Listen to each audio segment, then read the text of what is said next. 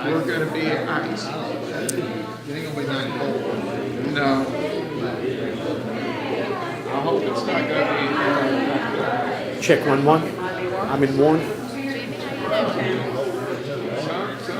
Checking 1. Checking 1 1. Check mic 1. There we come. Hey there. I tell you what. Hey, Stephanie. If you weren't a grocery at Walmart, it wasn't so bad. You get grocery.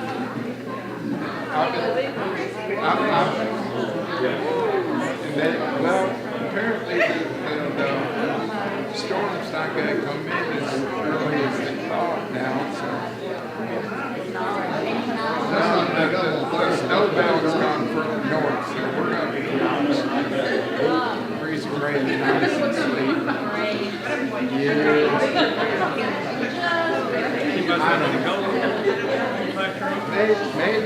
Maybe he'll slide up north some more and we'll be in a cold frame.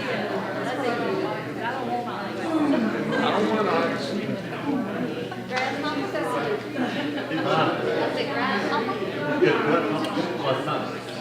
You're not that old.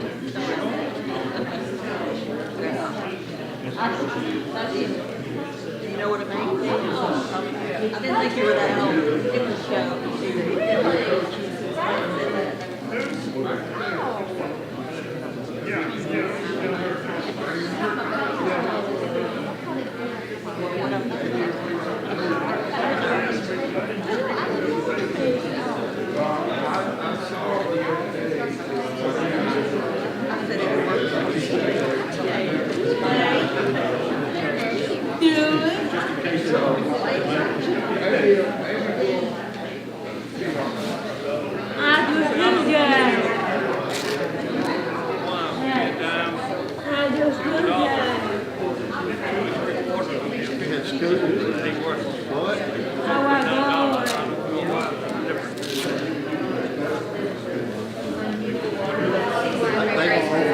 They almost sold it.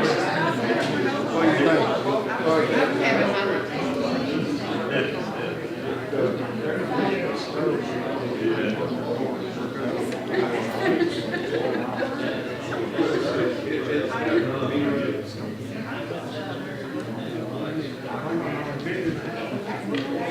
I'd take 2 feet of snow.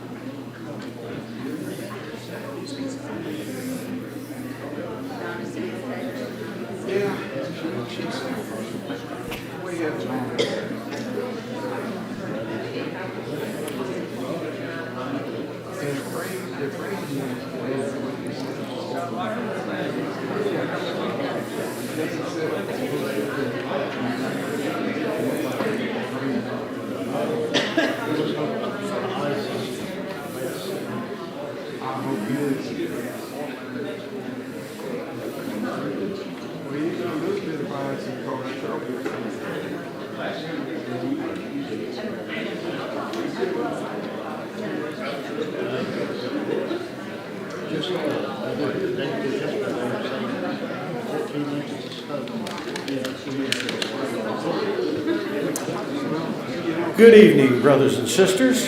Good to see all of y'all braved the nasty weather. It's not really nasty yet, it's just raining. It is nasty, it's just not cold. Okay, I'll put it that way. Plenty nasty, just not cold. So thanks for coming to the class tonight. We're going to be embarking on a study here for a little bit. I don't know how long we will be able to go. At least a quarter, I guess, unless y'all run me off. This is an interesting study to me. It's about how we got the Bible. How did we get the Bible? Well, we know where the information came from. 2 Timothy 3:16 tells us all Scripture is inspired by God. Therefore, we have no doubt where the Bible came from.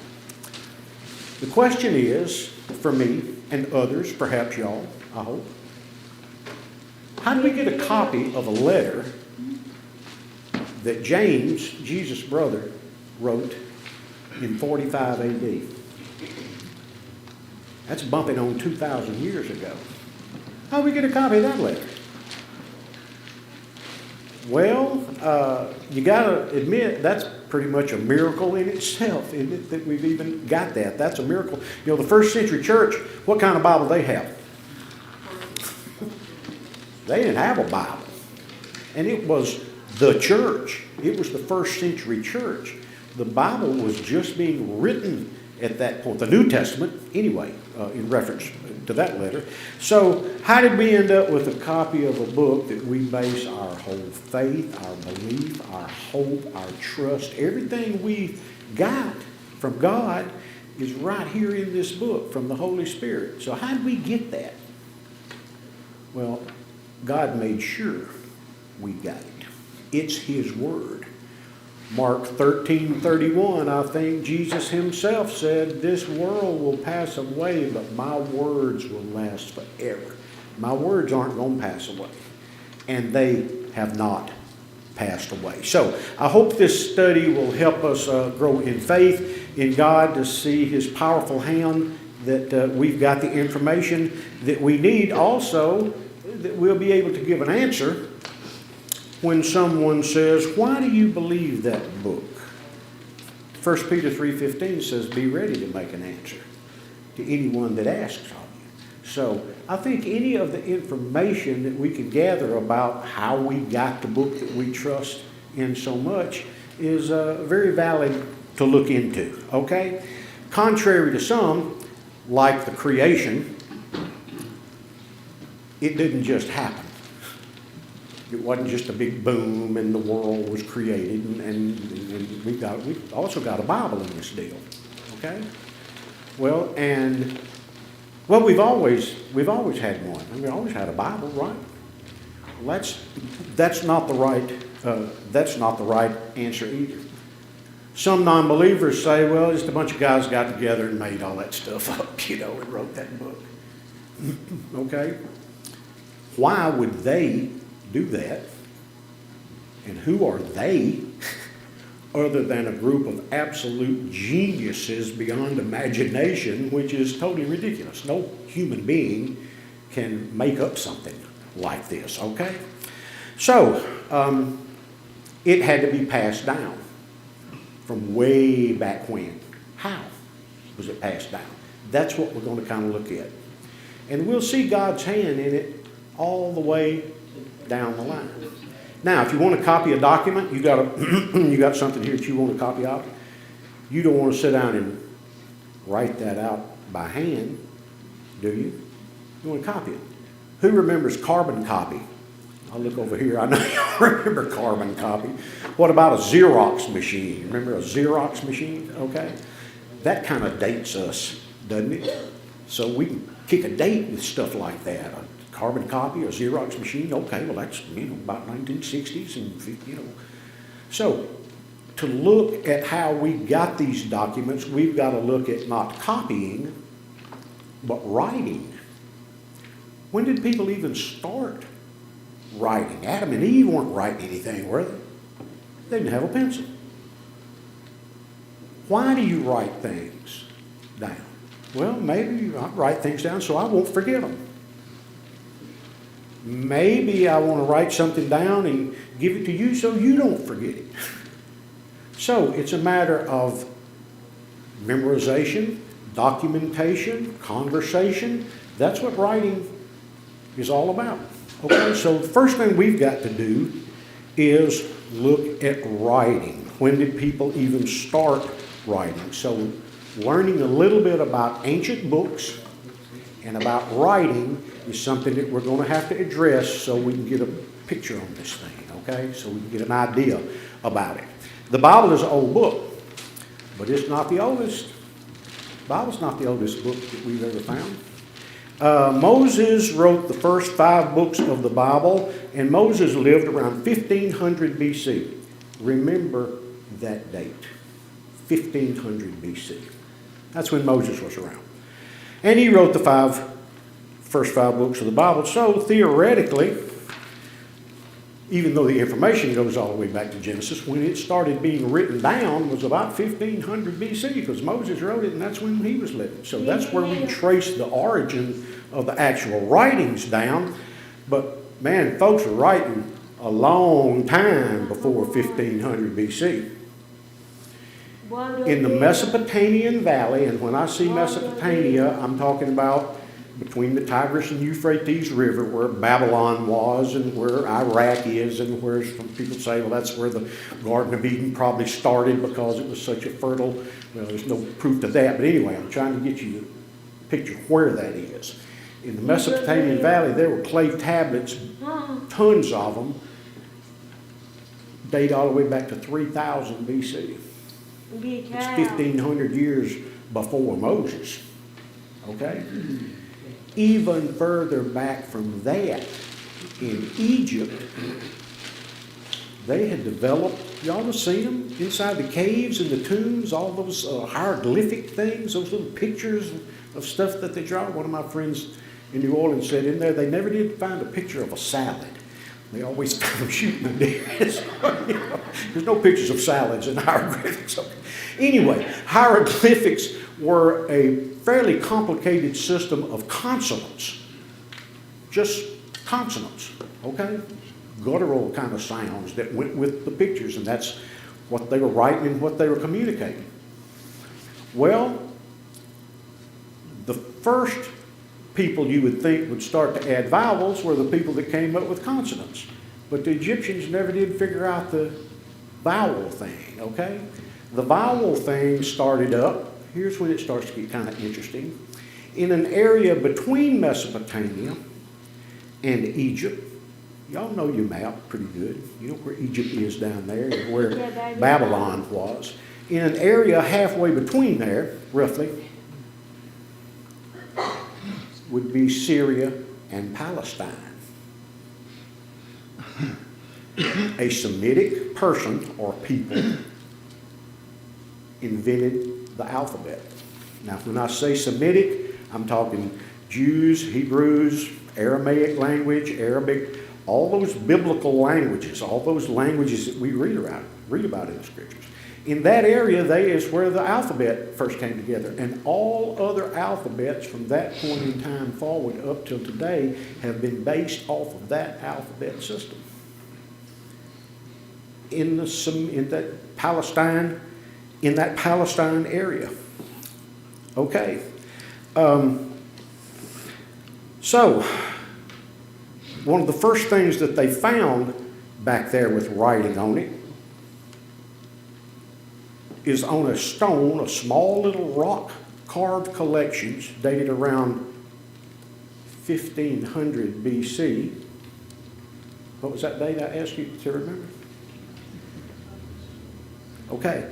And it's called the Proto-Sinaitic inscriptions. Scratchings on rocks, on these little small rocks, is some of the earliest stuff they found. Proto-Sinaitic. What was the name of that carving? Proto-Sinaitic? Why were they named Proto-Sinaitic? Because they were found about 50 miles from the assumed site of Mount Sinai. Think God had anything to do with any of this? So, those who say Moses could not have written the first 5 books of the Bible because there wasn't any writing stuff going on back there, well, writing started in 1750 or so, or even further than that, centuries before Moses. Plus, where was Moses educated? Egypt. Where did the earliest form of writing that we just talked about? Egypt. Okay, so we see lots of connection there that makes all of this make sense when we start talking about 1500 BC and that point in time. So, these ancient Palestinians and the surrounding areas used all kinds of stuff to write on. First one we talked about was stone, okay? People scratching on rocks, okay? And that's just what we referred to there. There is a guy, a person, a king, maybe I shouldn't be so flippant, a king from Babylonia, around 1750 BC, and his name was Hammurabi. Anybody ever hear of the Hammurabi code? Any law students in here? If you study the Hammurabi code, Hammurabi was the first person to ever make laws, to make up laws, and lawyers have to study the Hammurabi code. He was king in Babylon, 1750. He got this big 7-foot tall stone and carved out 250 religious laws. Made laws for Babylon right here. We're going to put this big thing out right at the entrance to the city. Anybody coming through here can see and all that. And it was stuff like an eye for an eye and a tooth for a tooth and all these things they were enumerated. Archaeologists found that thing in 1901. Dug it up. It's in the Louvre Museum in Paris right now. The Hammurabi Code carved on the stones in 1750 BC. So, we see that stone was used a lot. The oldest Hebrew writings found in Palestine are on stone. Scratched on a small stone are 20 words in a Hebrew text, a Hebrew alphabet, dated about the time of Solomon, 925 BC. That's the earliest of these Hebrew writings. There was also a stone found from around 700 BC. You can look at 2 Kings 20:20 or 2 Chronicles 32:30. When Hezekiah was king and he dug the tunnel for water from one end of the city of Jerusalem to the other, there's a stone that has got the inscription from all the way back then talking about the successful completion of that aqueduct that Hezekiah did. They got proof of it. It's right there, carved on a stone. Another well-known inscription is called the Moabite stone from around the Dead Sea. It's got 34 lines of a Canaanite words. 34 lines of a Canaanite. It was from King Mesha of Moab, commemorating his revolt against Israel. You can read about that in 2 Kings 3, verse 4 through 27. His revolt against Israel. It's the only inscription outside of Palestine, this is Canaanite stuff, okay, that mentions God's name. It mentions God's name, Yahweh. And he wasn't even an Israelite. He was a Canaanite talking about the Israelites. And this is documented, written on stone. So, what's the earliest mention that we know of in the Bible about writing on what? What's the first thing that pops to mind? There were 10 of them written on stone. Okay, so stone was a popular medium. Number one, stone's everywhere. So, I mean, anybody can scratch it and write on stone. One of the popular things to write on. Go to Deuteronomy 27. I think I noted it here. 27, 2 and 3. This is Moses talking to the elders of Israel, saying, "Keep all the commandments which I commanded you. So it shall be on the day when you cross the Jordan to the land which the Lord has given you, you shall set up for yourselves large stones and coat them with lime and write on them all the words of this law." Take stones, cover them in lime like plaster, and write on them. Well, you can flip over to Joshua chapter 8, verse 32, and you'll see that Joshua did exactly that. When they went into the land, they set up large stones, coated them with lime, and wrote the law on them. So we see this use of stone as one of the earlier earlier forms. Connection with stones is this ink written on plaster, like we just talked about there, that Moses said, cover them in line. There's also a stone inscription that was found who said, this is the record of Balaam, son of Beor. Go to Numbers 22:5 if you want to read about him. Remember a donkey talking to this guy and all that stuff? There's documentation that he wrote about stuff. All right, one of the most common mediums was clay. All right, Mesopotamia, they wrote on clay. They take a clay thing and scratch and write on it and put it in the oven and bake it, and boom. And those things lasted forever. Ezekiel 4:1 is probably what Ezekiel was talking about when he said, Jeremiah, Lamentations, Ezekiel, chapter 4.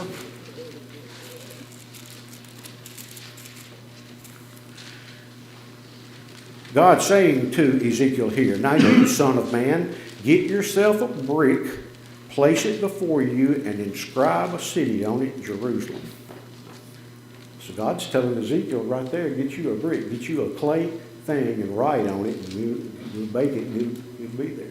So we see references to these different types of writing materials. Lots of the stuff of Old Testament kings, Sargon and Sennacherib that attacked Assyria in 721 from the Assyrians.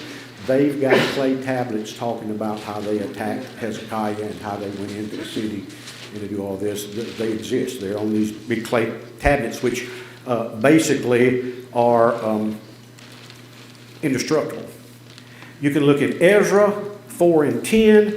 The Persian king said, I've attained the whole art of writing. I've learned how to do all of this writing and stuff. So, and Nebuchadnezzar even wrote on clay tablets about the things that happened. His extensive building that Daniel talks about in chapter 4. And Belshazzar, his son, also has clay tablets that they've written on. All right, the other thing that was used a lot was wood. They would carve on wood. New Testament makes specific references. In Numbers and in Ezekiel, God tells them to take in Numbers it was to take all the tribes and write their name on a stick. Okay? He told them to write each of the tribes on a stick. Same thing in Ezekiel, and it says to write all these things, each tribe on one stick, and then get all those sticks and bring them together. Pile those things together. So now we got a group of sticks that we can kind of put things together. In Greek and Roman times, whitewashed wooden boards were used. They called them an album, like we used to call a record. Some of you people in here may not know what I'm talking about. They would call it an album. And the sign that was on the cross up above Jesus was probably on a wooden board with this whitewash stuff on it, because that's what they used to write on. It was on white, so you could see it from a distance. It kind of stood out. They would also put wax on top of these wooden boards, so when they wrote on it, you could scratch in that wax, but you could erase it. You could go back and scratch the wax off and put more wax on. So we see this development of stuff coming into play, and this is important stuff to kind of learn. Wooden boards were often used by the Assyrians and the Romans, and they would take a single board and then they would tie them together, tie another board to the side of that. Now you're starting to get almost pages. That was called a codex. C-O-D-E-X was the term used for that. Okay? And that's the same term today that is used for a book with many sheets, is a codex. Isaiah 38, not chapter 38, but Isaiah chapter 30, verse 8. Now, go write it on a tablet before then and inscribe it on a scroll, that it may serve in time to come as a witness forever. So these tablets that he's talking about, more than likely referring to these wooden writing boards, okay? Also, metal was used a lot to write on. So we got stone, we got clay, We got wood with wax used sometimes, but also on metal. You can go to Exodus 28:36, and God says, take a gold thing, what they were going to put in the priest's outfit, and inscribe on that gold. Write this, scratch on that gold with this. So we see them using metal. In Greece and Rome, records and treaties were inscribed on bronze tablets. When Roman soldiers got through their training, they got a bronze plaque with little writing on it, and guess what that was called? A diploma. Okay, written on a piece of metal. Pretty interesting here. 2 small silver scrolls worn around the neck like a charm, dated from the 6th century BC. Now that's in the time of Persia. Persia was big time. What was Daniel's dream? What was that first part that was Babylon? It was gold, wasn't it? And then the next part was what? Silver. The Persians. Well, from this same time of the Persians, these little silver charms are written on it. And what it says in the old Hebrew letters, they say, may the Lord bless you and keep you. May the Lord cause his face to shine upon you and give you peace. That would be Numbers 6, 24 through 26. Inscribed on these little silver tags, okay? First writings that contain scripture that we've got from Numbers. Okay, pottery, broken pottery was also used. Pieces of pots and stuff that they would scratch on because it's indestructible. One piece of pottery found had the first Pharaoh's name on it, dating back to 3,100 years BC. In Palestine, a piece was found that had the name Pekah, who was king of Israel in 735. The Lachish letters are letters between 2 officers of the southern kingdom of Judah when they were under attack by the Babylonians. One of these letters begins, may Yahweh cause my Lord to hear tidings of peace.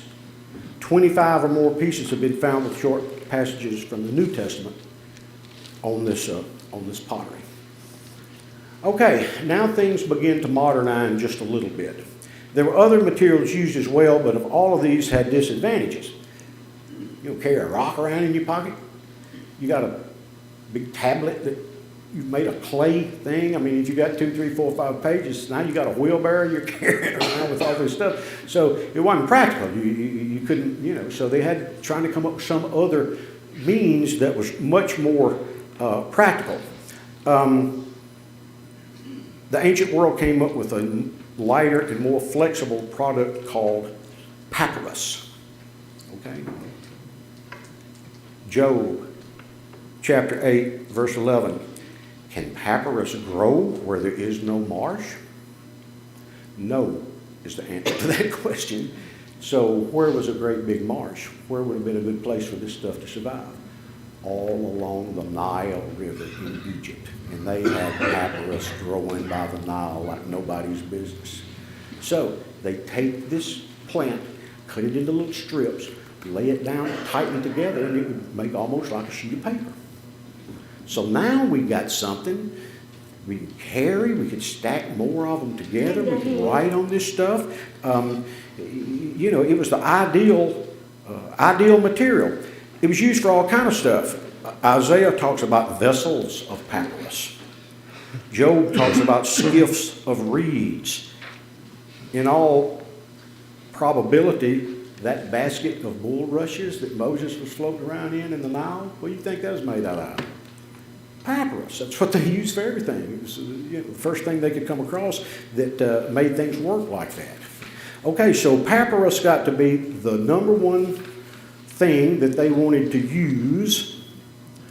It grew all over. Everybody wanted to use it, all of this stuff. I mean, the New Testament was probably written mostly on papyrus. That's clearly the case in 2 John verse 12, where the word paper is used. By any paper, John was talking about papyrus.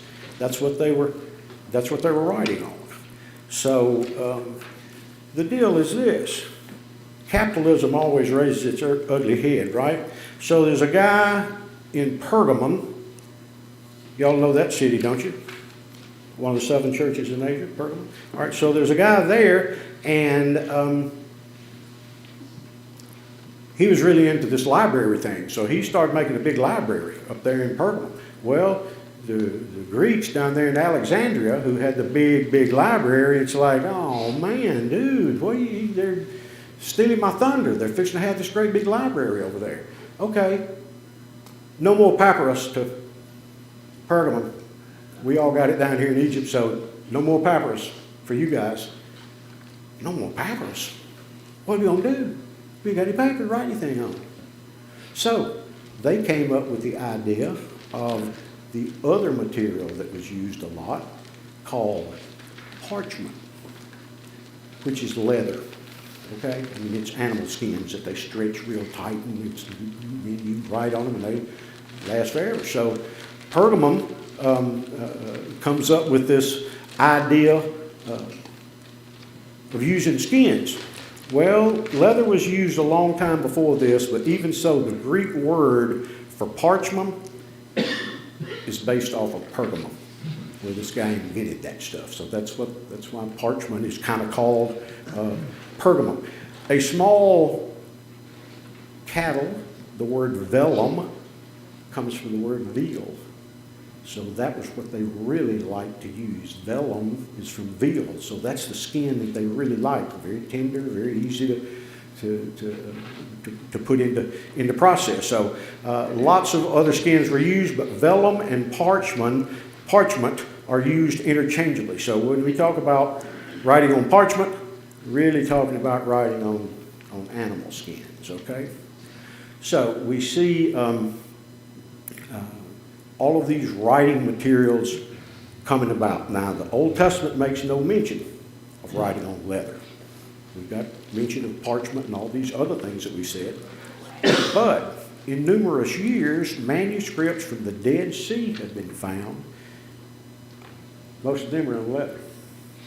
So they were writing on leather and on skins back then. We just had not found them. 2 Timothy 4:13, Paul is writing to Timothy, as y'all know.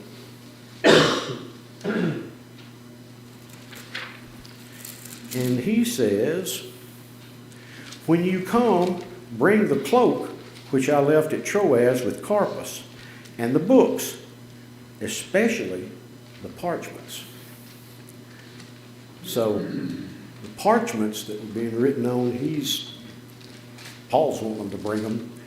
There isn't a copy of 1st, 2nd, and 3rd John and Jude that he's asking them to bring. He's asking them to bring the parchments, which are those Old Testament writings, those Old Testament scrolls and codex books that they have put together. So Paul makes mention of them there. So papyrus got to where it wasn't as durable, and it's not nearly as, it wouldn't last as long. So parchment is what everybody started using, okay? So from the Middle Ages, parchment was the main material for writing the Word of God. That's what all of that stuff was written on, was on animal skins, okay? And from the Middle Ages, 400 to 1500, when the Renaissance started, that's what everybody was vellum, was parchment. Okay, I thought that was going to go a lot longer than it did. So, interesting stuff? Huh? We're okay heading in this direction? Now, we're going to move from here pretty quickly into actually the birth of the Bible and getting these things. But the first thing we got to understand is how we got this stuff, where it came from, what they used, and the different mediums that are out there, and the things that are in museums all over the world that document these very, very facts. Yes, sir? When Jesus was reading the scripture in the synagogue, they gave him a book. He picked up Isaiah, read from it, and they gave it back to them. What material do you like that was? Why do you always see scrolls of paper? Well, because before they got the, and we'll address that, maybe we'll go ahead and address it now in lesson 2 that I was planning on next Wednesday. No. We got time, so we need to do something here. Scrolls, because they could roll a scroll out as far as, a scroll could be as much as 32 or to 35 feet long, okay, about 10 inches tall. And they would roll them, because with all this other business, they hadn't started putting parchment together yet and making a book, so it all had to be rolled out, so it would have been in a scroll. And that's one of the reasons that a long book like Matthew, it might have to be on a couple of scrolls. So scrolls, animal skin? Scrolls would have been more than likely papyrus, but then it developed into animal skin. So I would say that it could probably be both. The only thing about an animal skin is you're not going to have that much of a scroll. It's not going to be that big unless they got an elephant out of Africa and put them on his skin. So the scrolls more likely would have been papyrus, the plant-based versus the animal-based. Okay? All right. Well, let's see what we can do here.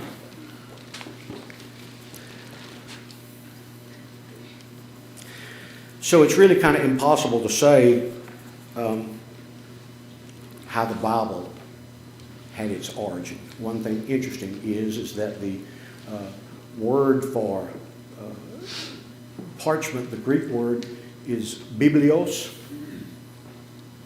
which means books. So Bible is not really a religious term. It's a Greek term that means the books. It is one book, but it's a bunch of books, right? All put together. So it's a collection of books. It's not just an ordinary collection. It's a treasure house of sacred books which has grown throughout the centuries.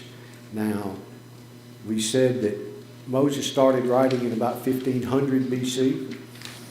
And as the lessons progress, we will talk about the importance of scribes. Why are they always brought up in it's always the Sadducees and the Pharisees and the scribes and the chief priests and the scribes. These guys could write. They could document this stuff. It wasn't like everybody went to kindergarten, not even first grade. I mean, they hadn't developed those skills. That's why the king of Persia was bragging that I figured all this reading and writing thing out. I got it down. I can read and write. So we see that I lost my train of thought there.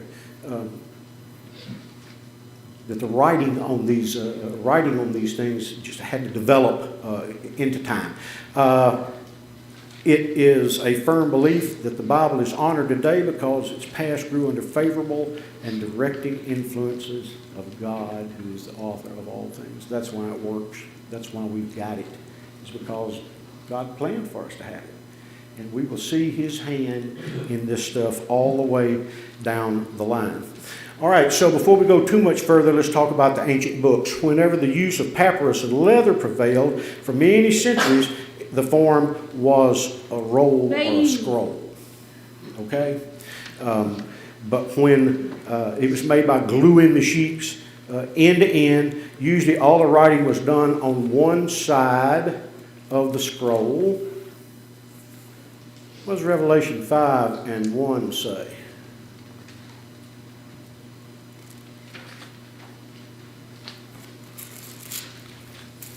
Revelation 5:1 says, "And I saw in the right hand of God, right hand of Him who sat on the throne, a book written inside and on the back." So John's even making mention of this fact that now we got this piece of material we can write on one side, and it was written on one side, it was written on the back side as well. So that's why we're saying that the importance of this length of the scroll kind of limited. That's why things are written in separate volumes. Luke and Acts, we mentioned last week, takes up 25% of the New Testament. Those two books are over 25% of the New Testament written by a Gentile, the only Gentile. Well, how long is that scroll going to be?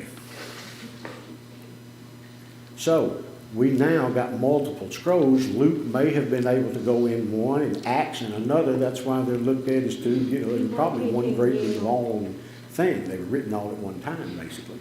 So the scroll thing got them kind of in trouble just because you could only put so much stuff. Once we developed the parchment, then they could tie them together and make pages and write on both sides, just as John was talking about. Now you can make a book, you can make a codex. So at that point, multiple copies could be taken and people could swap them back and forth and all of that sort of stuff. So we now have a book. Unrolling those scrolls just got to be too much for the hands to do. And so that's why basically they started stacking these things together and tying them together. Christians found them advantageous. It allowed them to say, make one book for the 4 Gospels. We put all the letters in one codex. And, the Paul's letters and that in the others. So the first codex was of papyrus and then of parchment. That's what they ended up with, was on the skins. Okay, when did the codex replace the roll? Well, more it seems that the codex may very well have been a Christian innovation, just for sending these multiple letters to the same people back and forth. That maybe putting that book thing together was a Christian idea. The earliest texts of the New Testament that we have are written in codex. By the time of the 2nd century, use of the codex among Christians was so universal that it had to have taken place before AD 90 when John was writing his stuff. So by the time John started writing, Christians had already come up with these stacks of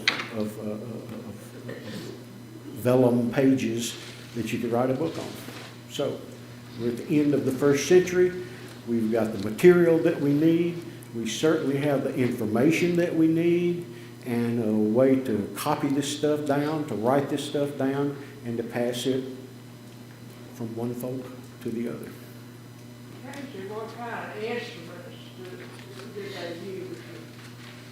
Like on stone, clay, papyrus, and all of that? On the stone, you would think that they would have to scratch. It would have to be something like iron or metal, a point, and even engraving on the metal. Otherwise, there's references to ink, which they could have gotten from the squid, from the same place Lydia was getting the purple out of the, and even in our not too distant past, before the fountain pen or the ballpoint pen, what did they use? Use a quill, use a feather that they had gotten a point on, like a feather, and dip it in the ink and write on it with that. I think that was one of the original for it, that some things were bleed. We have that problem today, don't we? I would bet that those leather skins, that leather skin stretched pretty tight, wasn't bad about bleeding through. I bet it laid on top of it because they would dry on. They'd be dry. They wouldn't be skin like extremely flexible like the scrolls were that they had to roll up. This parchment were more firm once it dried out. You put a coon skin on a rack, turn them inside out and put them on a rack. That dude gets pretty hard. Looks like wax would get hot and bad. Always. And I don't know what kind of wax they had back then, but as far as writing on those boards, especially if they were in Egypt, I can just see those guys coming in and saying, I left my board out in the sun. What is that stuff I wrote yesterday? It's all melted off. So fortunately, he can be able to rewrite it, maybe. Plants could derive a lot of ink. Pardon? Plants. Say again. Plants could be where ink was derived from. Could very well have gotten from plants. What did you read? What did I read? Yeah, did you read something about that? Well, I thought it and I questioned because I thought I'd seen it before, and then my secretary ChatGPT confirmed.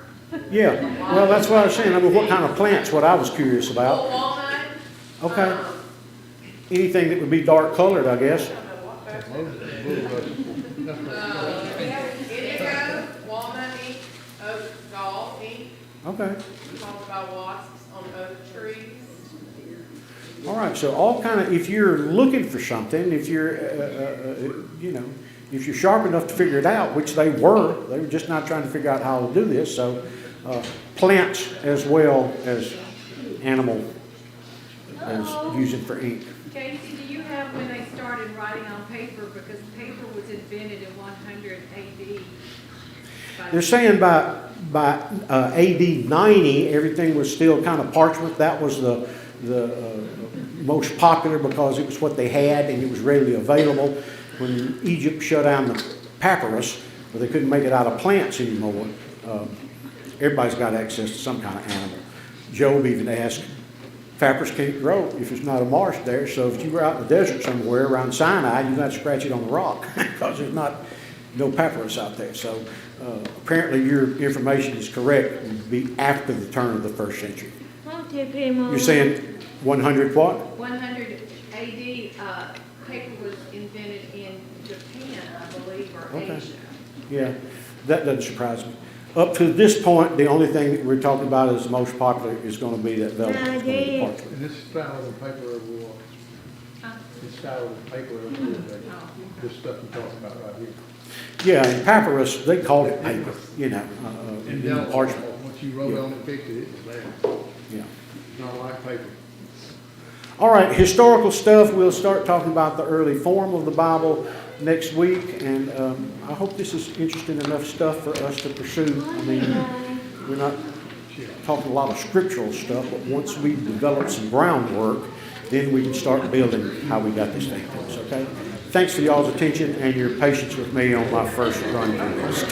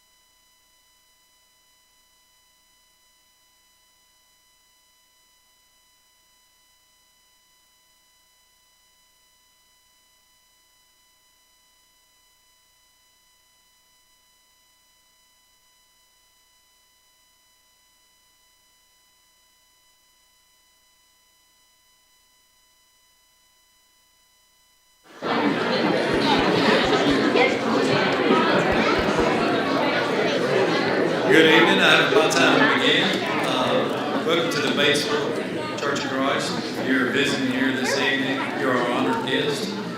We ask that you fill out a visitor's card located in the pew in front of you. You can leave that card on your pew or hand it to one of our members. Those listed on our prayer list, Joyce Ells has been in the hospital. As far as the doctor told Betty Treyway, he saw no signs of cancer, and there will be further testing to determine her source of pain. Allison Ramirez was taken to the Oxford Hospital today.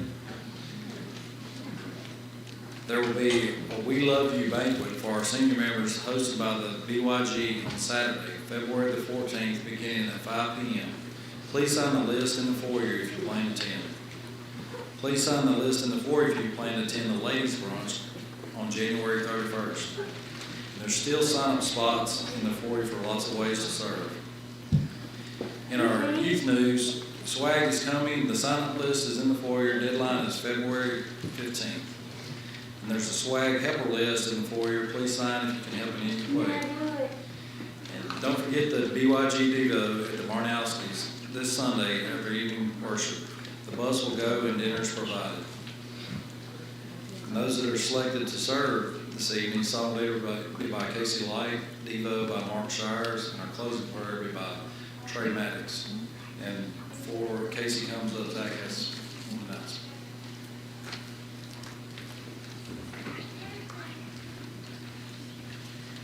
Evening. As many of you are probably aware, there is a strong possibility of severe weather in our area beginning this Friday and continuing into early part of next week. If those forecasts hold true, there's a good chance that we may need to cancel or adjust our services this Sunday. The elders will make a final decision by 5 p.m. on Saturday, and that decision will be shared on both our Facebook group as well as our public Facebook page so that visitors will know. And we'll also activate our one-call system, so you should get a phone call Saturday. So please be watching Facebook and expect a call from that call service sometime Saturday evening to let you know what we decided about the services. And if you, for some reason you don't get that information, please be sure to contact one of the deacons or elders. We do encourage everyone tonight as you leave to take home some communion supplies, and Pete will be at the door as you leave with a basket with those in it. Because if we do end up having to cancel service, Michael's working on a plan to provide a short devotional and prayer for the Lord's Supper. Most likely that'll have to be through Facebook Live. And there'll be additional instructions on that when you get the call, as well as we'll put that on Facebook too. And we do realize not everybody uses Facebook, but if the weather's as severe as some are predicting it, that may be our real only available option at this time. And as always, we encourage everyone to use their best judgment when traveling during this severe weather. And if anyone, and we can't stress this enough, if anyone over the next few days needs any kind of assistance, please reach out to one of the elders or deacons, and we'll do our best to help you in whatever needs you may have, because they're talking like it's a possibility it could get really bad and it's going to be really cold. So just keep that in mind, and again, be looking for that phone call Saturday evening so that you'll know what our plans are for Sunday. Casey. Oh my God. Wait.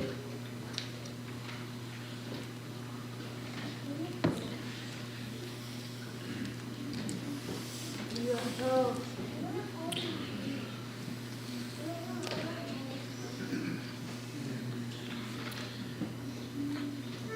I'm gonna get real.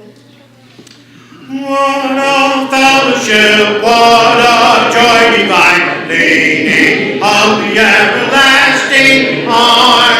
What a blessedness, what a peace is mine, leaning on the everlasting arm.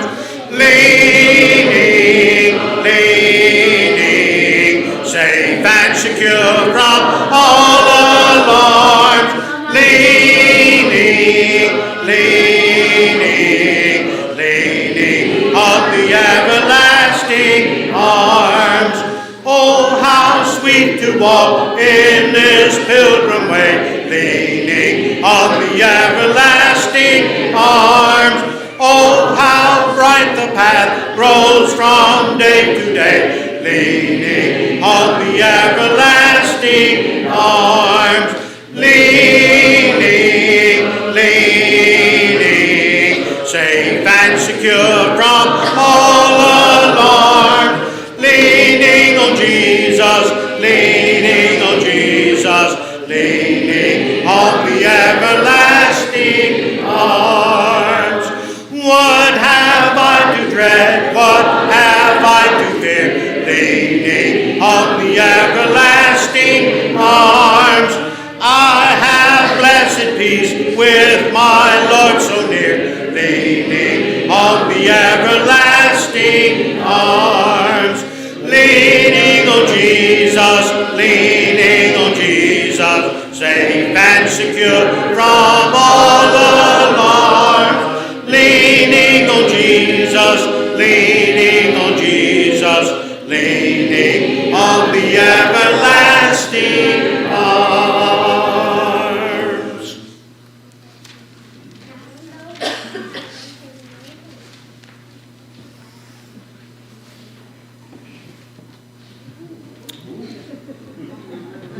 We got a bigger version of that somewhere.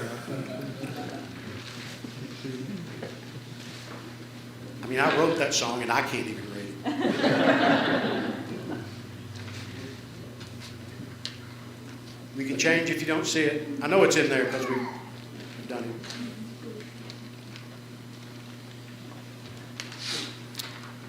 That's the one I'm looking for.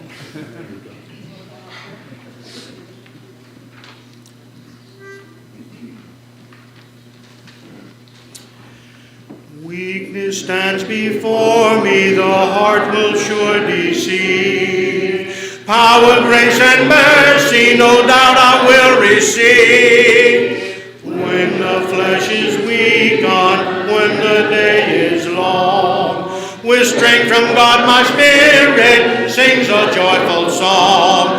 God is my strength, God is my power, He raises me when I fall. God is my strength, God is my power, He reigns supreme over all. Evil is awaiting in the darkness hides. God the Spirit with me, standing by my side. When the devil raises, he surely cannot stand. A shield of faith protects me, the sword is in my hand. God is my strength, God is my power, He raises me when I fall. God is my strength, God is my power, He reigns supreme over all. When the darkness threatens, I fall to my knees. When I look to heaven, my God, He always sees. When the way seems weary, when on sinking sand, I will keep on holding to God's unchanging hand. God is my strength, God is my power, He raises me when I fall. God is my strength, God is my power, He reigns supreme over all.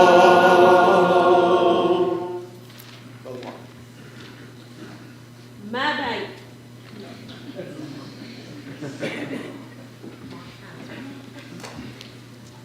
This is the epitome of playing second fiddle. Hey, Stephanie. Hey. I might not get through this, Steve. If you will, turn to James chapter 3. Such a disappointment.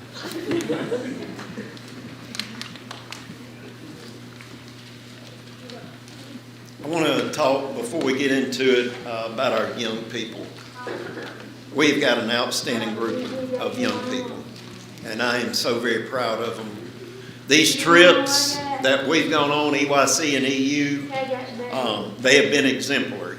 They have represented the kingdom well, and I can tell you at EU, the lady told us we could come back, the girls could stay with her again, but the man that kept us, and he's like immediately became like a papaw to us, Mr. Roy Davidson, he's already put in that the boys, you and the boys are staying with me next year. So he's already reserved us. But it goes to the kids. He was really, really impressed with the kids and how they conducted themselves, and I'm so proud of them. And I'm grateful for EU, because before EU, you ever been, and I was really, that song is so powerful, because it's really about the spiritual warfare we're in. And the devil had knocked me down pretty good. You know, I was ready to give up. But EU, the theme was fire, letting the fire out of our bones. And if we are not locked into Jesus, that fire will not be unleashed. And it really goes to what's in our heads. That's the key. What is in my heart? What is going on? Because that's where the warfare is waged. Somebody once said Armageddon goes on every day. It's the battle for our mind.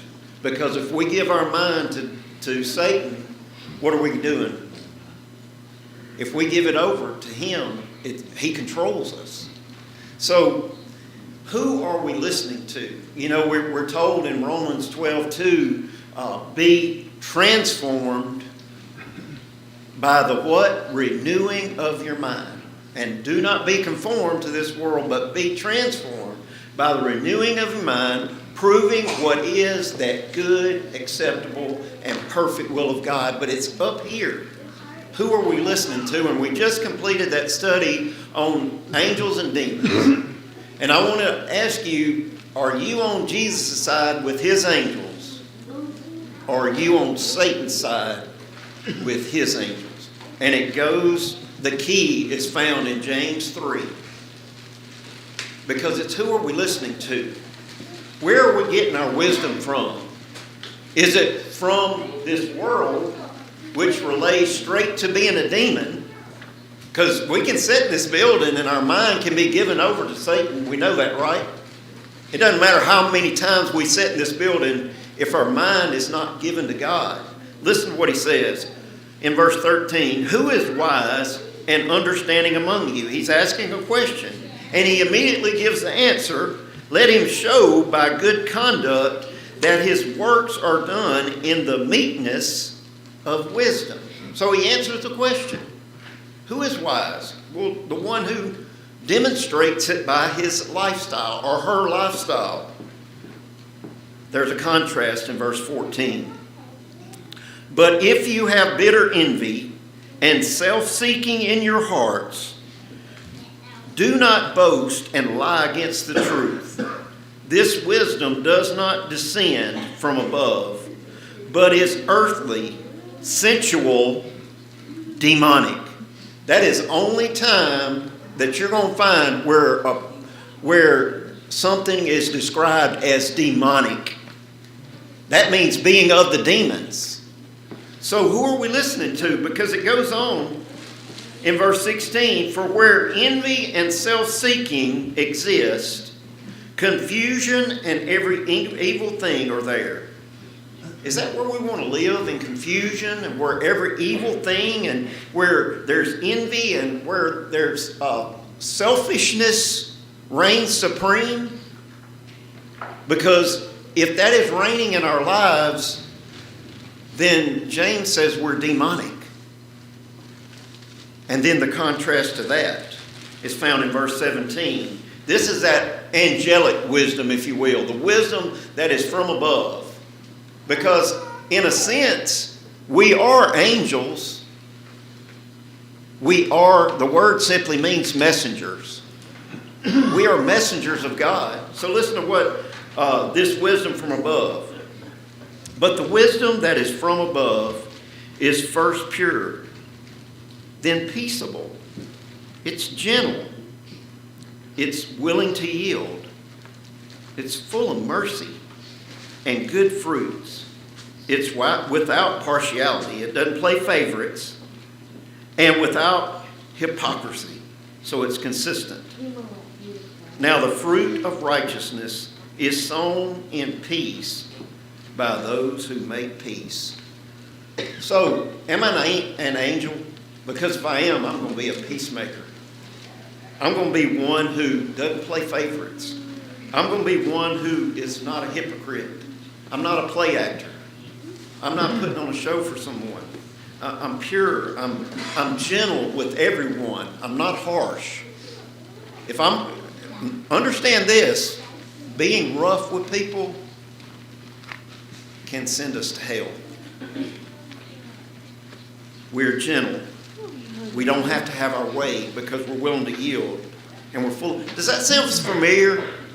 Does that description? It sounds a lot like 1 Corinthians 13 to me. Sounds a lot like love. Agape love. And that is the wisdom that comes from above. It comes from where the Father is. It comes from where the Son is. And it's to dwell in our hearts where the Spirit is. So tonight, whose side are you on? Because the battle is won. God has already won the battle through Jesus Christ and his sacrifice and resurrection. So, are you on the side of the angels? Are you on the side of the demons? Are you struggling tonight? Whatever it is, if we can aid you in any way, please come. As together we stand and sing. There's a fountain free, 'tis for you and me, and the angel made to its brink. 'Tis the fount of love from the source above, and he bids us all freely drink. When you come to the fountain free, when you come, 'tis for you and me, thirsty soul, hear the welcome call. 'Tis a fountain open for all.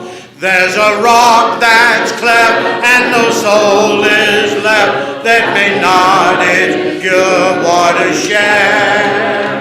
'Tis for you and me, and its stream I see. Let us hasten joyfully there. When you come to the fountain free, when you come, 'tis for you and me, thirsty soul, hear the welcome call. 'Tis a fountain open for all.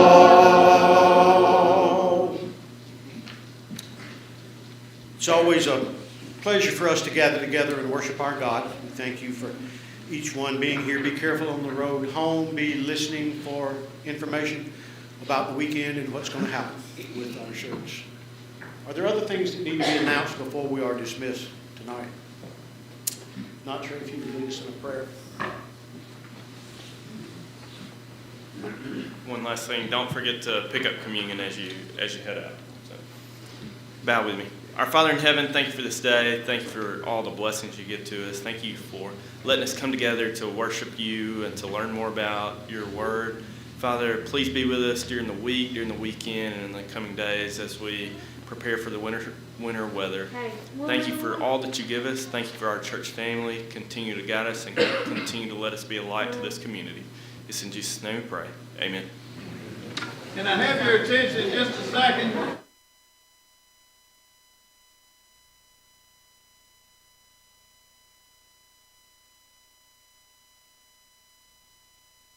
They have what they need, maybe by week's end, so they'll have it for the weekend. Number two, there are 47 people that have a birthday today in the congregation.